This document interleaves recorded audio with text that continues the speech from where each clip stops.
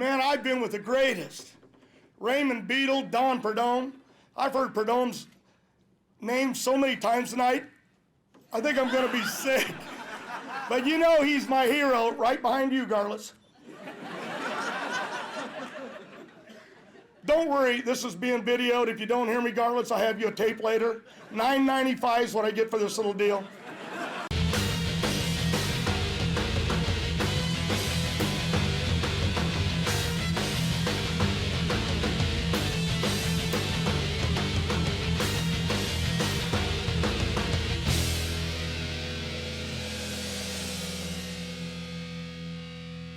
Welcome, ladies and gentlemen, to Inside Drag Racing's coverage of the 2015 induction ceremonies presented by Lucas Oil. Let's get right to the ceremony where Hall of Famer Ted Jones is introducing the first inductee, Lee Edwards. Let's just tell him, get the biggest motor you can build. Build it as big as you can. Put it in the car. We're not even going to P&G it. We don't care how big it is.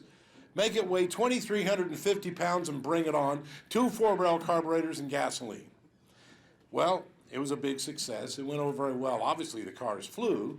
There was one guy that suddenly started winning with, of all things, a Chevrolet. No factory backing of any kind, but was very popular with the fans.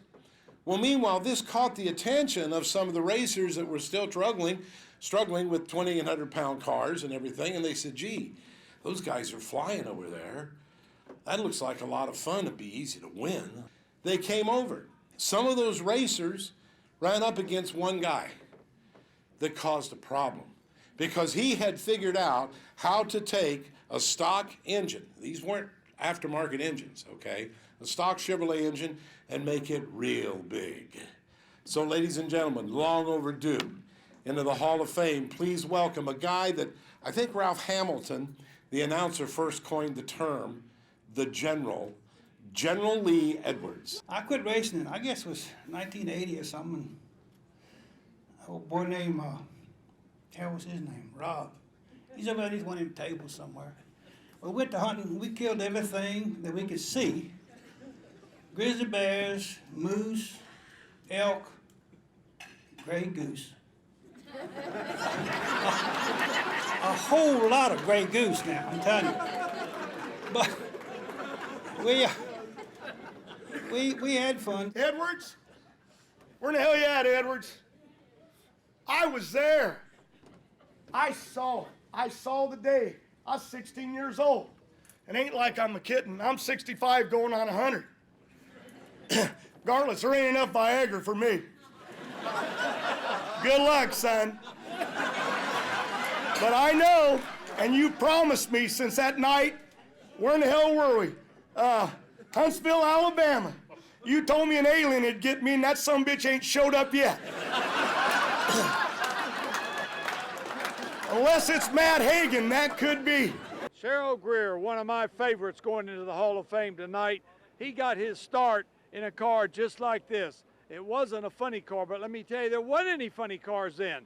What caught that name going was they would move these wheels forward to get more traction on the back, and somebody said, that's a funny looking car. And that was the beginning of funny cars. And then they escalated from that to injectors and then blowers. And that's what you have that started the thing today. Cheryl and our team in 1974 went to Ontario Motor Speedway to run the World Finals. And Cheryl actually was leading the first ever World Championship by 1 round over Don Snake Perdome. And on Saturday of that event, Cheryl actually qualified, but had a huge motor explosion, and he ended up in the hospital. I said, look, show us the car, let's see the car. We can fix the car if you get Greer out of the hospital. The rest is sort of history. My team, Paul Smith's team, Steve Montrelli, and Cheryl's team went back to LA. We disassembled the car, made the necessary changes to the motor, put a new motor together actually. The first round he raced Leroy Chatterton. Greer ran it to the 1,100-foot mark in low gear, drove around Chatterton, won the round, but blew the car to smithereens in the lights. NHRA came over and said, we can't wait any longer, we got to run the second round. So they ran the second round, and lo and behold, Dale Poldy beat Prudhomme, and Cheryl Greer, a totally unknown, totally unfunded, just an independent guy, hardcore drag racer, became the NHRA's first ever world champion in Nitro Funny Car. You know, music was a big part of everything because we didn't have satellite radio. We didn't have, you know, you get so far out on the road, you'd run out of radio stations, so we'd jam in an 8-track. Well, so it could be Jim Croce. We had every truck driving song you could think of.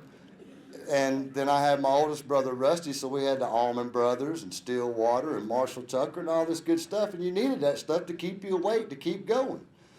So, and my dad really liked music, and I'm going to do something a little bit different.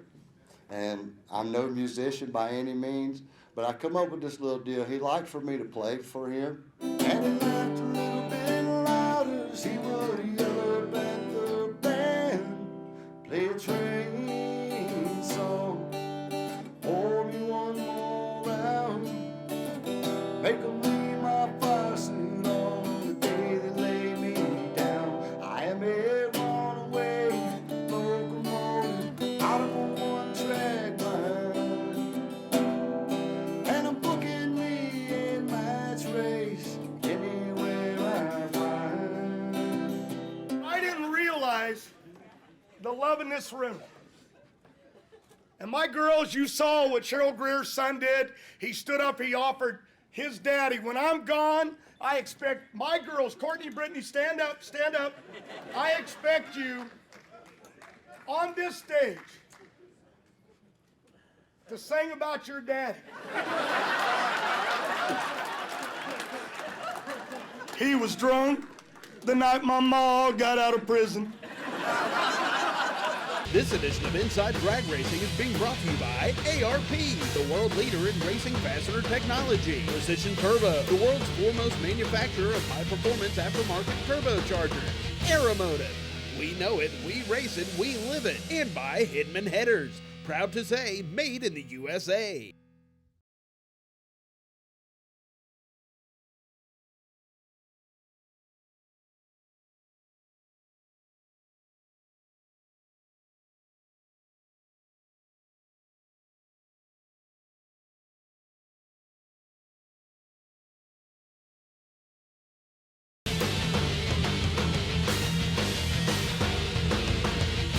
Our next inductee into the International Drag Racing Hall of Fame is Jerry Gwen. Now, probably a lot of you don't recognize that name because he did things back before most of you were even born. 1969, he won Super Eliminator World Champion with this very car. But you probably know him as the father of Daryl Gwen. And I wish my daughter could be here tonight.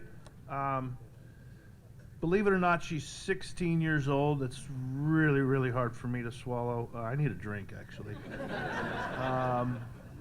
She is, she's getting ready for college. She's taking her SATs while we're here. She's got some tests going on at school, and I really, really wanted her to be here. But I'll tell you what happened yesterday that just got me so blown away that I had to write this speech down because I had this whole thing in my head until she pulled this one yesterday. I came home from work and she was laying by the pool. It was a beautiful day yesterday, and I went out on the patio to see her, and she says to me, "Dad, what are you going to end up doing with this thing?" And she was pointing to my pool lift. My friend Mark Miner made me a pool lift so that, and you can imagine, it looks like a cherry picker, and it's got these cables hanging off of it, and it's got hooks on it. And I said, "Why, honey?" She says, "That thing looked like it come out of the movie what's the name of the movie? 50 Shades of Grey." And I'm like, "Are you me? What did you just say?"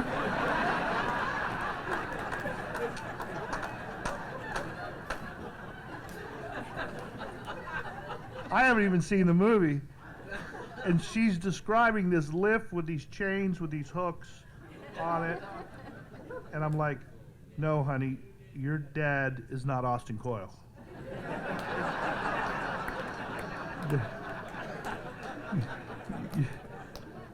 Let's just get this straight. But anyways, this is all about my dad. And I know there's a guy in this room named Big Daddy. But my dad is my Big Daddy. Well, I don't know how to follow any of these guys, I'll tell you. Between Darrell, he's my hero. But I want to thank everybody for coming out here tonight. This is quite an honor for me. I want to thank the committee for selecting me to the Drag Racing Hall of Fame 2015 edition. I'd really like to thank my wife of 57 years.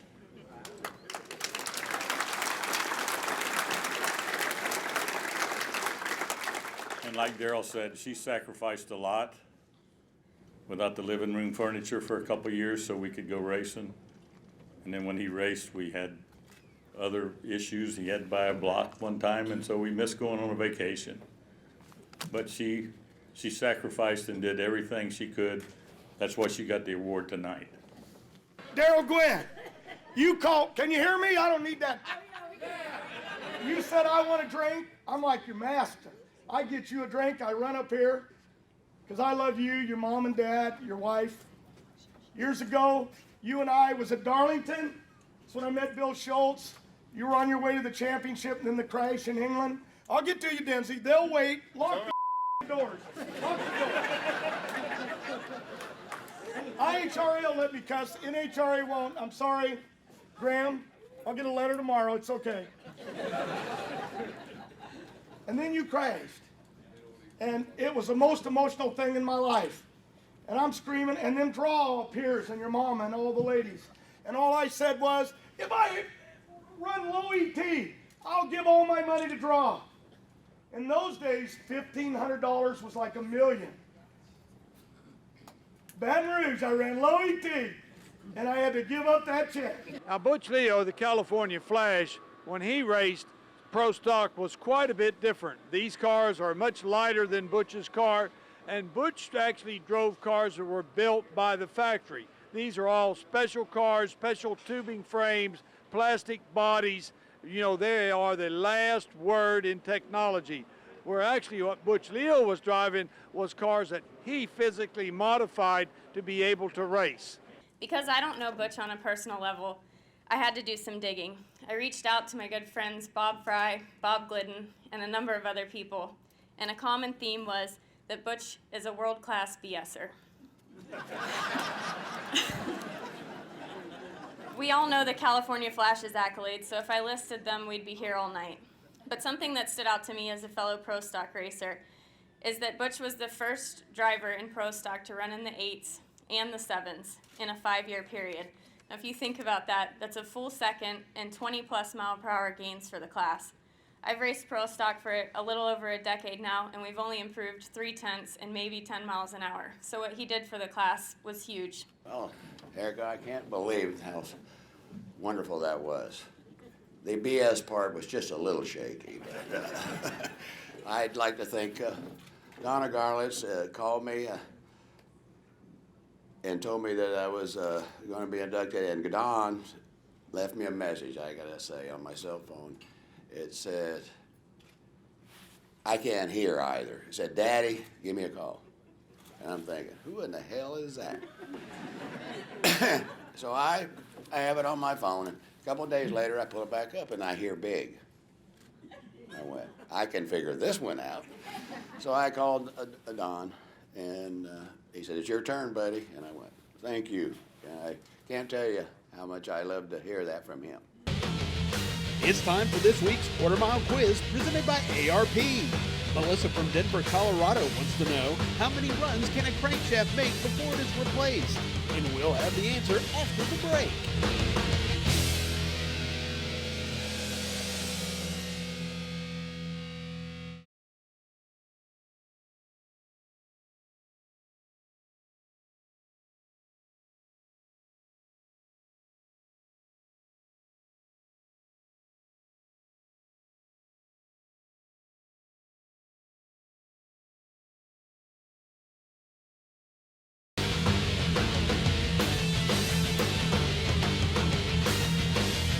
Fast Jack Beckton with this week's ARP quarter mile quiz answer.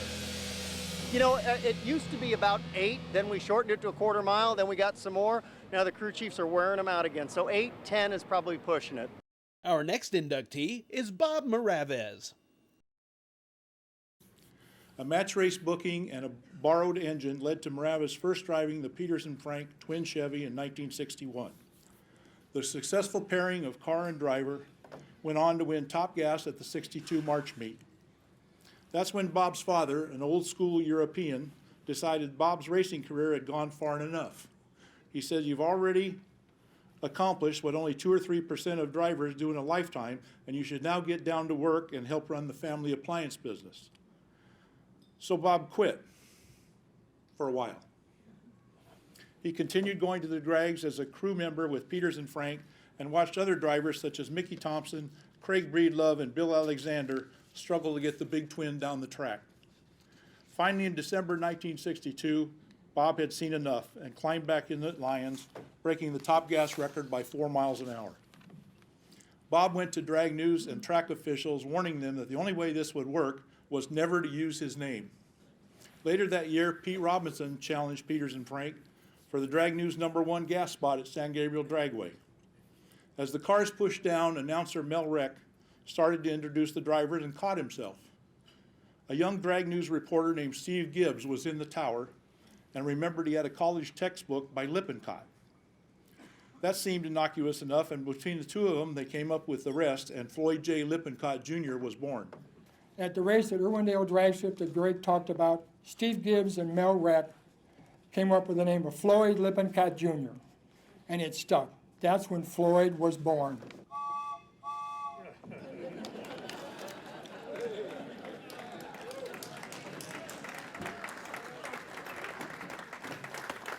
Floyd was a really good driver, let me tell you. He won many races plus 6 national events. I've only won 3. In fact, NHRA liked him so much they gave him his own official unlimited driver's license. Can you imagine that?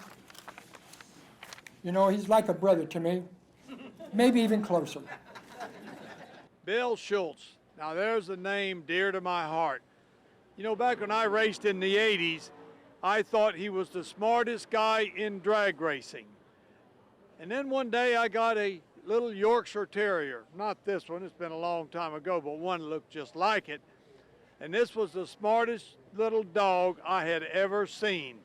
And so I named him Schultz, after Bill Schultz. Well, this is a new deal for me talking, so we'll see what happens.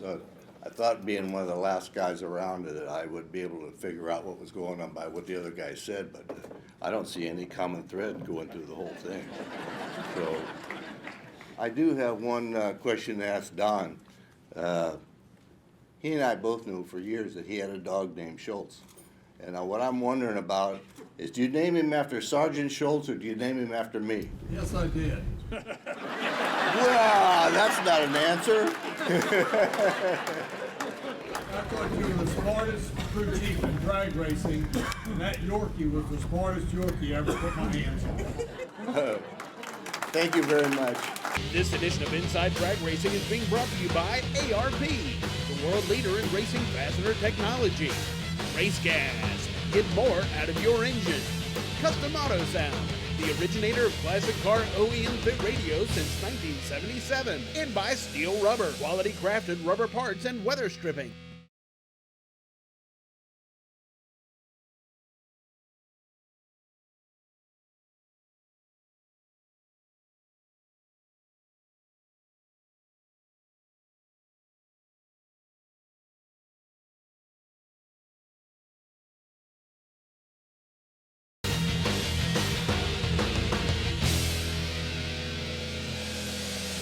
Our next inductee is Jess Van Deventer. Back in the late 50s and early 60s, a lot of the Midwest and East Coast drag racers would come to Southern California in the wintertime because they couldn't race back east and on the Midwest.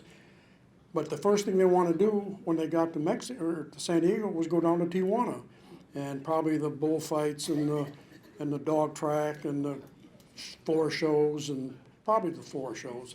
But anyway, they all would go down to Tijuana. And unbeknownst to any of us, Jesse went to Tijuana, but he took his B-modified Roadster and went down there to drag race. Now that also is unheard of. Never did say his, when he came back across the Border Patrol asked him, do you have anything to declare? And Jesse said, damn right, I won the race. He said, no, that's not what I'm talking about. Are you bringing anything back across the border? And Jesse said, geez, I hope not. You know, and there were times when the Mexican Border Patrol wouldn't let the race cars, if they liked it, it didn't come back to the United States. But Jesse going to Tijuana with a race car was also unheard of. But the day that he came down his street driving that George Hurst 1962 Pontiac Grand Prix was really a big day for every drag racer in San Diego. And we all took pride in that win, in that car, and his championship, because he was one of our guys. He was one of us. But I think the biggest thrill was when we won the Pontiac, and I had the opportunity to drive it all the way home. Today, you win money, and in those days, to win a car was really something. I really enjoyed that during that period of time. This was a life that we lived to be like the great ones. Larson, the ones in this room. I only had the nerve to tell these stories. All of you have done it and lived it. It's from every one of you. I don't care if you're the preacher of the group, you've done it. It's what we did. And we loved every minute, didn't we, Dinsmore? And he took a bum like me with the great Austin Coyle, and we fought our way out of the love, out of the dream, to hope we could come to a banquet someday and be honored. It was awesome. And now is your time, Dinsey, because to be a champion, I was lucky to have a legend wrote about me. Because if they don't write about you, nobody knows who you are. And that's the way it works. So for the Founders Award, I want to introduce my best friend along with Airwood and all of you, and I love you with all my heart. And one day, God will have a reason why this all happened. Come on up, Dinsey. God bless you. Really tonight, I want to accept this award on behalf of the three people who helped perpetuate the myth that I have any PR skills at all, because I was never trained in PR. I was just a writer who happened to be in the right place at the right time with the right people. But Steve Airwood, my best friend for 40 years, Joe Shirk, who after Steve bought Rockingham Dragway, I traveled with Joe for 15 years, and he's now in Seattle fighting Alzheimer's. So, and Elon Werner, who one of my greatest accomplishments was after 5 years convincing Force to hire him to manage JFR public relations into the future. He probably extended my career 10 years and shortened my life by 15. Thanks for joining us, and be sure to check out an inside look at the Drag Racing Hall of Fame in Ocala, Florida next week.